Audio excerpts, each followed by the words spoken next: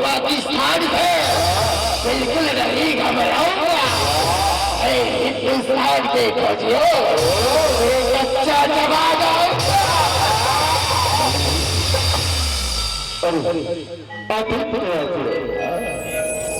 तो कितनी बारिश है, तो कितनी बारिश ही लगता है।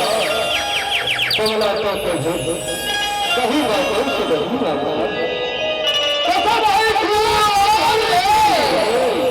आजादी की कहीं चावला और भारत समाचार का आंचल कभी भी अरे आज हमारे भारतीय सेना तुम बात कराते हो जिन परिवारी के जिन परिवारी के जिन परिवारी के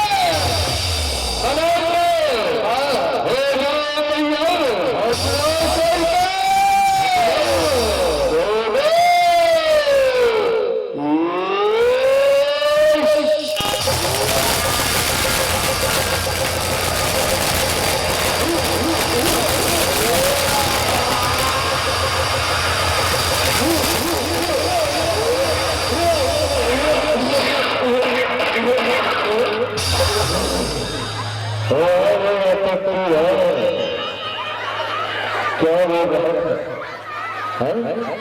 क्या बोल रहे हैं? चल चला जाओ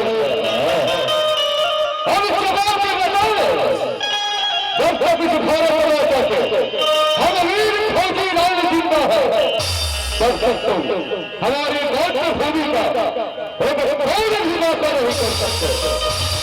अरे आपको बड़े भाई को तैयार हो बात तैयार